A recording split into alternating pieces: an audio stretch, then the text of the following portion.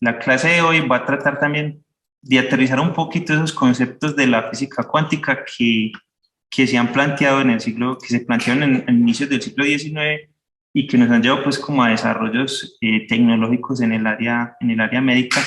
Sin embargo, todavía nos falta un poquito de teoría antes de entrar como a la parte médica. Entonces, el día de hoy les voy a hablar acerca de los modelos atómicos.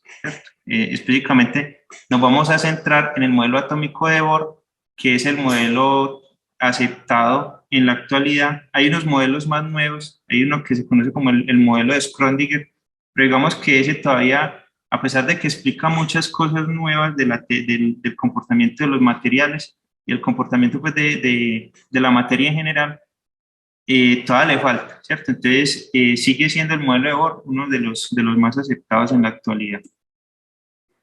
Entonces, ¿cómo inició esta historia? Desde la antigua Grecia, pensadores como Demócrito pensaban cuál era la constitución de la materia, ¿cierto? ¿Cuál era digamos que él dijo, yo tengo una manzana y yo la manzana la puedo partir en pedazos y si la sigo dividiendo, la puedo dividir en más y más pedazos cada vez, pero entonces, cuál es esa última parte constituyente de la materia que ya no se puede dividir más allá? Entonces, a esa parte constituyente, a esa partícula la nombró el átomo. Átomo viene del griego sin división, ¿cierto? A quiere decir sin y tomo quiere decir división.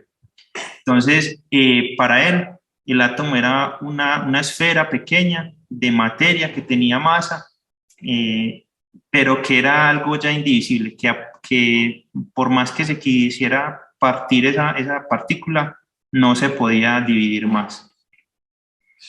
Luego Dalton propuso un modelo similar al de Demócrito, ya aquí más hacia el siglo XVIII, 1808 aproximadamente, propuso un modelo basado en ese mismo pensamiento griego en el cual la partícula indivisible era una esfera que, que era exactamente eso, era única y era indestructible. Ellos la llamaban así, indestructible, pero haciendo referencia a que era indivisible.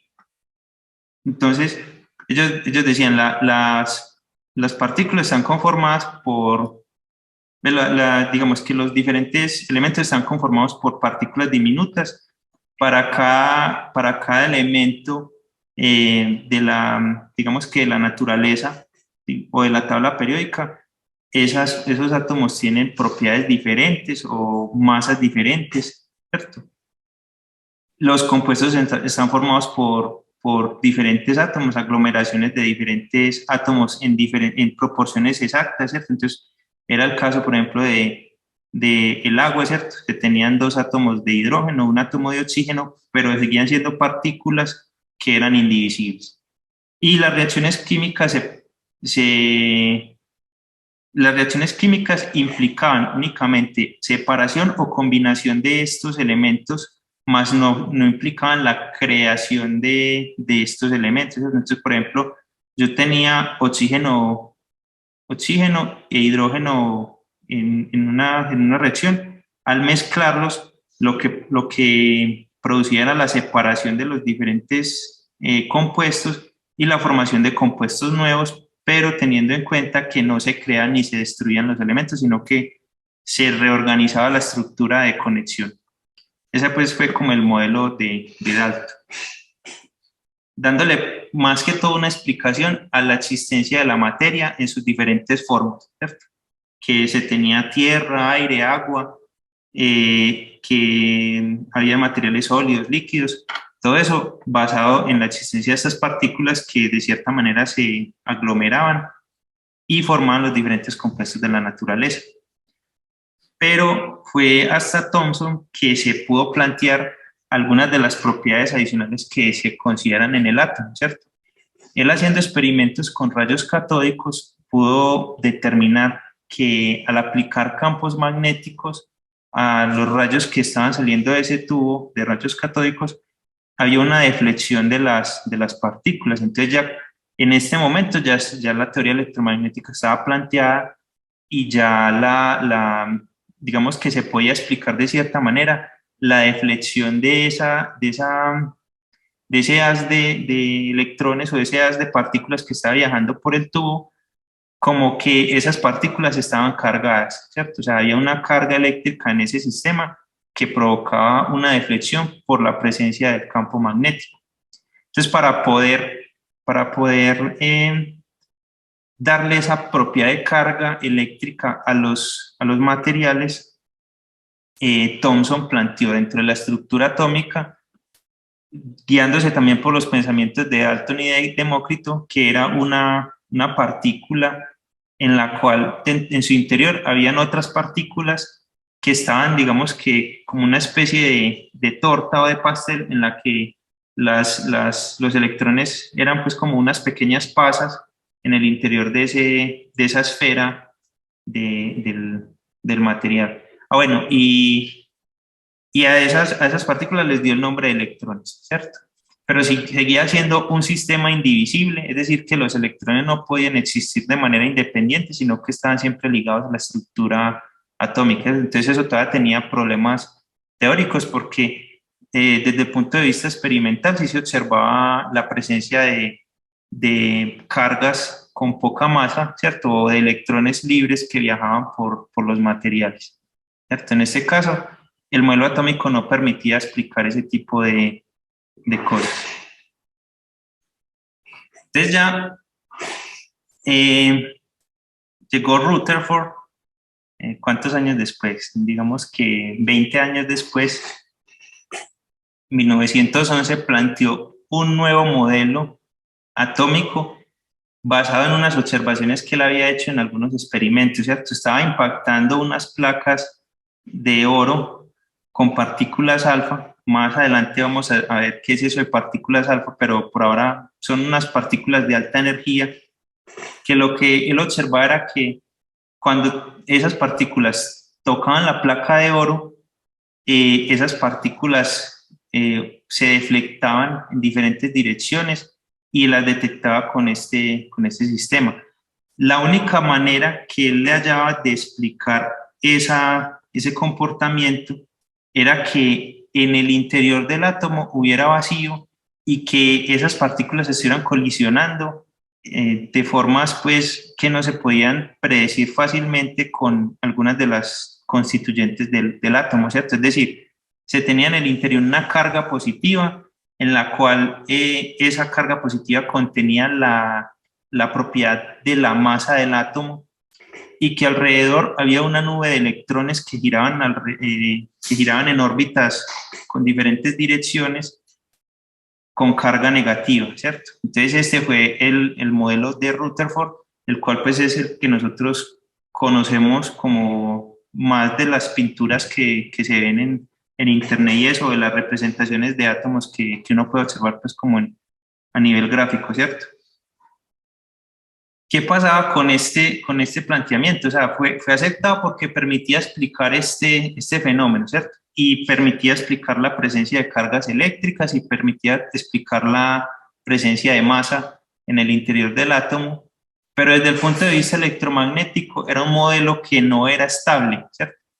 Las partículas cargadas que giraban alrededor del átomo, alrededor del núcleo, perdón, por teoría electromagnética se predecía que estas partículas tenían que perder energía y que en cierto momento estas partículas tenían que colisionar con el núcleo y el átomo tenía que desaparecer. Y desde el punto de vista experimental ese fenómeno no se observaba, ¿cierto? No era común observar que un átomo o que un material fuera pues como desapareciendo de forma pues como súbita, ¿cierto? Era pues difícil de explicar mediante este modelo cómo no se daba esa desaparición del átomo. Entonces fue cuando llegó nuestro amigo Bohr y 2 años después planteó el modelo atómico basado en niveles de energía, ¿cierto? Este señor tomó como base los pensamientos de Planck, en los cuales se pensaba que de la teoría cuántica, que la energía tenía que estar distribuida en unos paquetes específicos, ¿cierto? Tenía que tener unos valores específicos para poder que existiera. Entonces, él dividió su átomo también con la carga positiva y la carga neutra. En ese momento ya se empieza a teorizar acerca de la existencia del neutrón, más que todo porque se tenía como idea, pues se tenía mediciones experimentales en la que un átomo de helio pesaba 4 veces más que el átomo de hidrógeno. Entonces, si se suponía que el átomo de hidrógeno solamente tenía un protón y un electrón, y que la masa del átomo estaba concentrada en el protón, cuando ya se doblaba la cantidad de protones y la cantidad de electrones, debería pesar 2 veces lo que pesaba el átomo de hidrógeno, ¿cierto? Pues más o menos así imaginemos. Pero ¿qué pasaba? Lo que se observaba a nivel experimental era que el helio pesaba 4 veces más que el hidrógeno. Entonces, en esa parte, para poder compensar esa masa, ya tenía que existir en el núcleo una partícula que no tuviera carga eléctrica, pero que tuviera la propiedad de masa igual a la del protón para poder compensar esa diferencia de masa que había entre esos dos átomos, y así pues con algunos otras mediciones. Entonces ya se planteaba un núcleo con cargas neutras y cargas positivas y cargas negativas viajando alrededor en unos niveles energéticos muy específicos, ¿cierto? A esos niveles se los conoce como los niveles de energía, los cuales se distribuyen los electrones en el interior del átomo. La existencia de estos niveles de energía dio como resultado que se pudiera dar explicación a un fenómeno también que se observaba, y era el de los espectros de emisión y de absorción de diferentes compuestos atómicos. Entonces, ¿qué pasaba? A nivel experimental, se habían ya con técnicas pues, de observación más elaboradas, se observa que, por ejemplo, cuerpos negros compuestos por múltiples materias, ¿cierto? Por ejemplo, el, el carbón o el hierro, eh, que cuando se calentaban empezaban a emitir radiación electromagnética. Al hacer pasar esta radiación por un prisma, es decir, al hacer esto se conoce como la espectrometría, se observaba un espectro continuo, ¿cierto? En el cual se observaban las diferentes longitudes de onda con cambios continuos en el espectro. Pero cuando ya se trataban algunos materiales atómicos, gases atómicos, como por ejemplo el neón, el helio, que se puedan encapsular en el interior de digamos que de bulbos, y a proporcionárseles energía mediante corrientes eléctricas, al hacer pasar la luz que estos generaban por el prisma, se observaba que ya había una distribución discreta de las diferentes longitudes de onda que emitían estos materiales, ¿cierto? Entonces, esto simplemente se podía explicar mediante...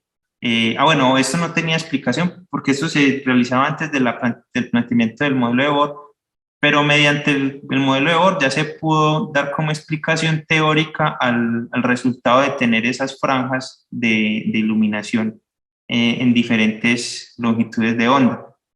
Lo mismo pasaba para los espectros de absorción.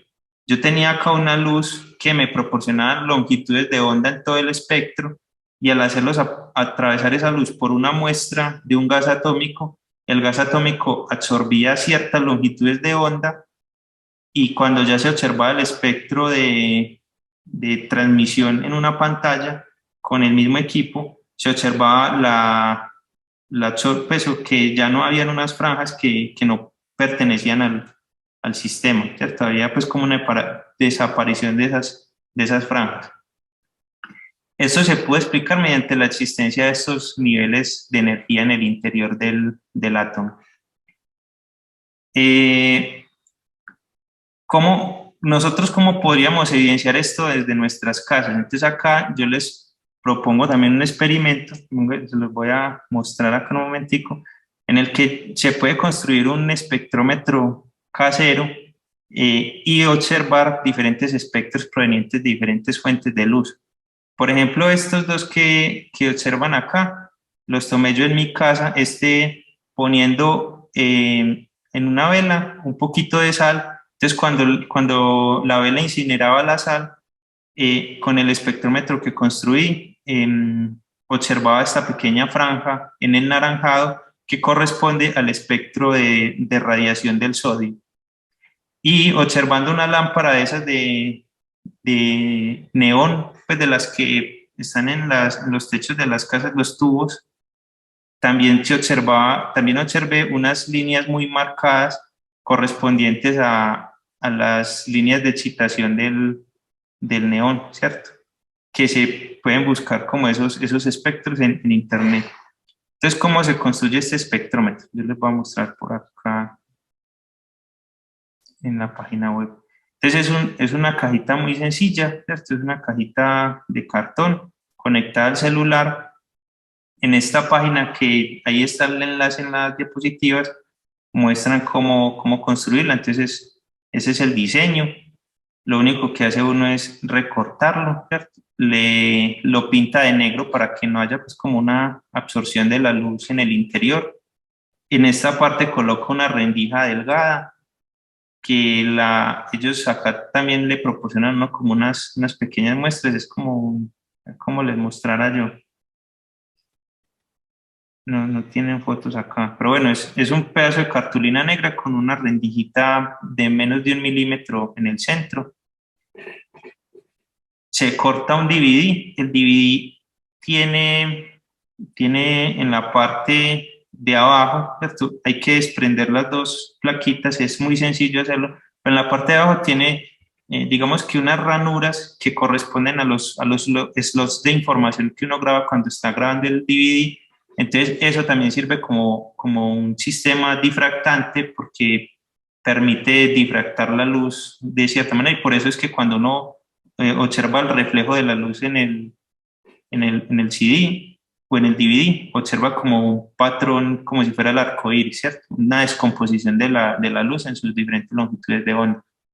Entonces, acá está la rendija.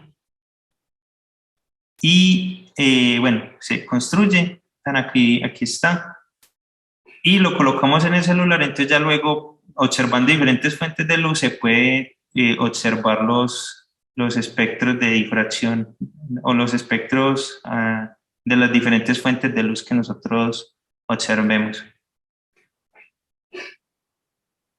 Entonces, ¿qué pasa con ese modelo atómico de Bohr? El modelo atómico de Bohr planteaba pues la existencia de los niveles atómicos, pero adicional a eso, él le dio propiedades adicionales a los átomos que le permitían explicar diferentes fenómenos que se observaban en la naturaleza.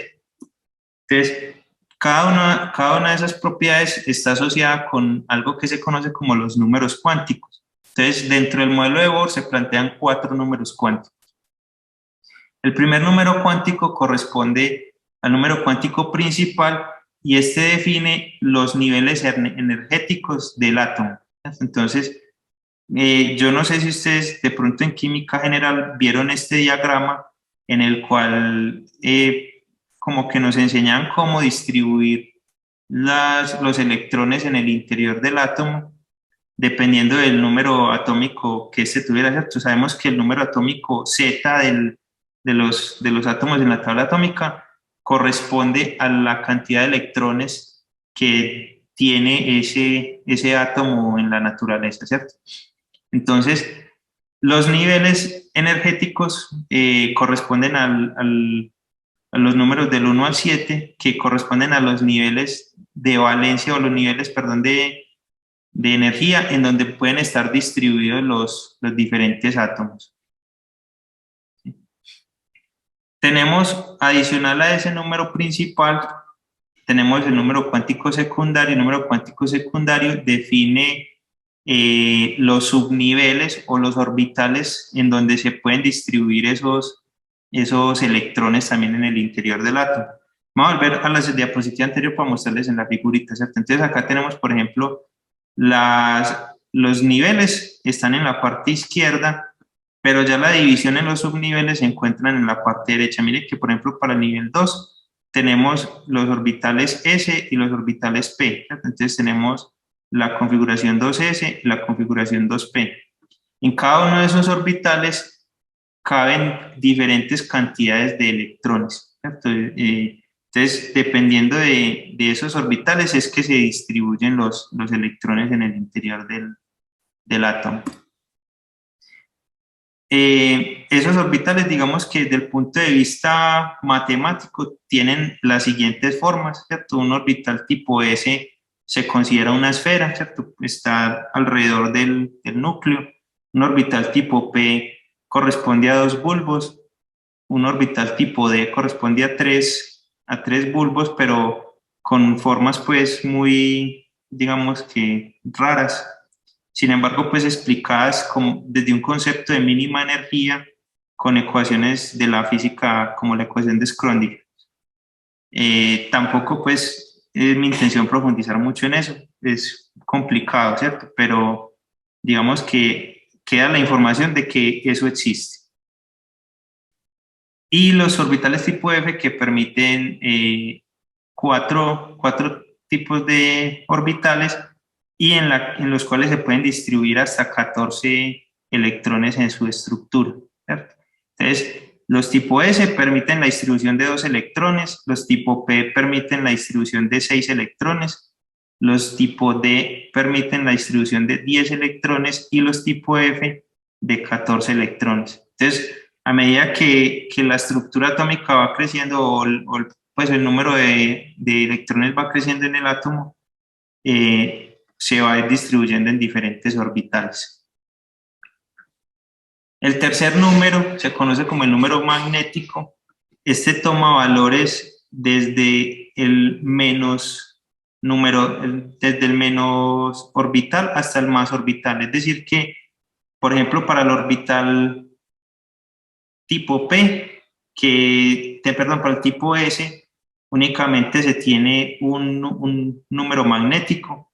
Entonces, los electrones únicamente se van a distribuir en una esfera.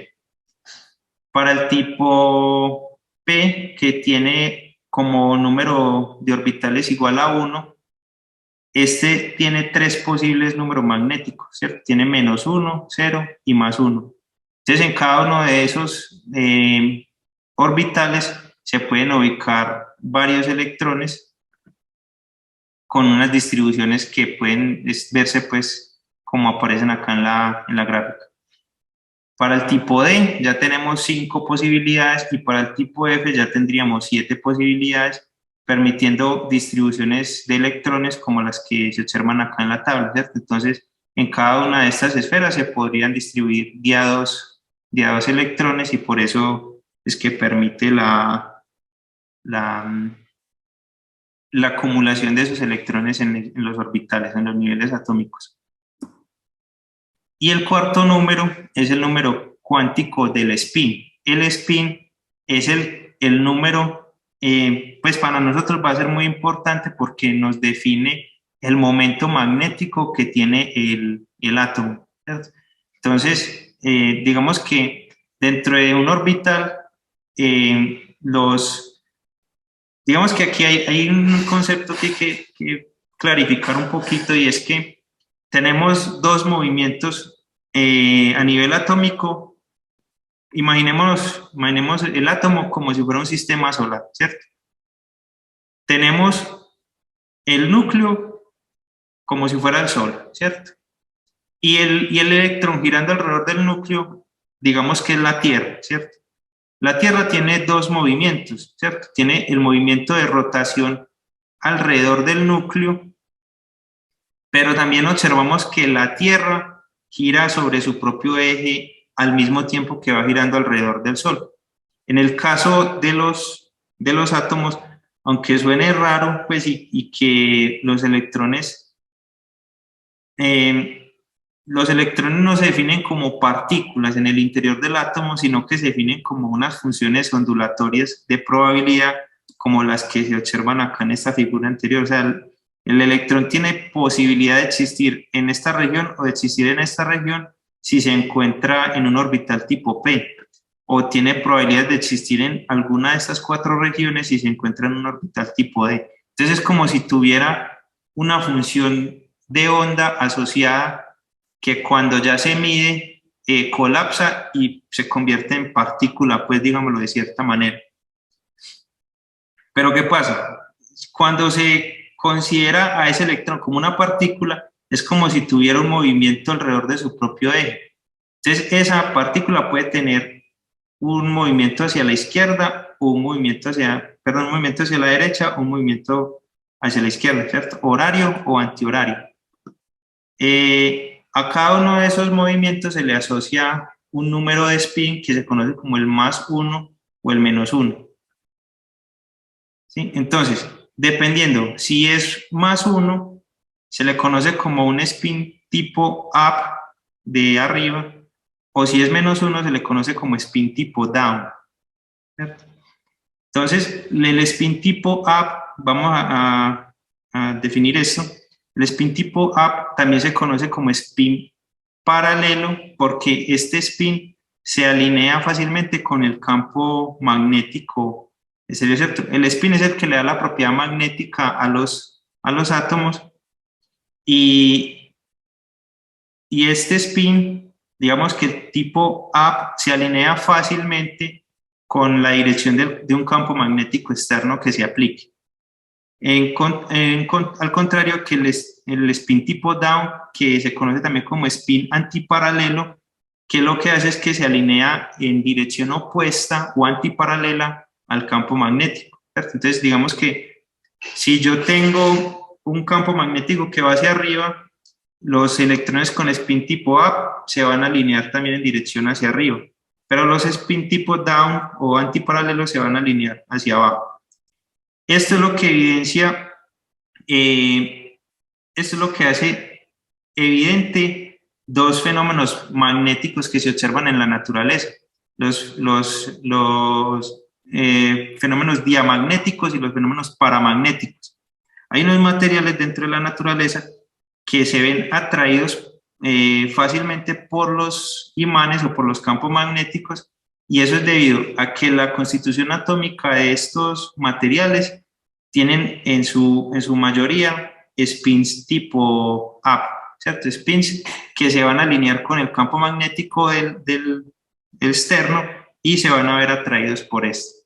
Pero hay otros materiales como los paramagnéticos que se ven repelidos o que no se ven de cierta manera atraídos fácilmente por los campos magnéticos, y es por la presencia de spins tipo down que se alinean de forma antiparalela con el material. En la naturaleza es más común encontrar los spin tipo up. Cuando se encuentran spin tipo down, por lo general están mezclados con los tipo up. Entonces, digamos que el campo magnético total del material se ve cancelado por la presencia tanto de tipo up como down, y por eso esos materiales no se ven atraídos fácilmente por los campos magnéticos. Entonces, la presencia de estos dos spines son los que dan como ese comportamiento magnético a los materiales. Otra cosa importante aquí a notar, que igual ahorita se lo vuelvo a recortar, es que el spin tipo up es un spin de baja energía, ¿cierto? O sea, tiene mayor probabilidad de existir, entonces, por lo que requiere como menos energía proveniente del átomo para que se manifieste. En el caso contrario al spin tipo down, que requiere de mayor cantidad de energía para presentarse en la naturaleza. Entonces, por ahora dejemos este tema así porque ahorita más adelante se los voy a recordar.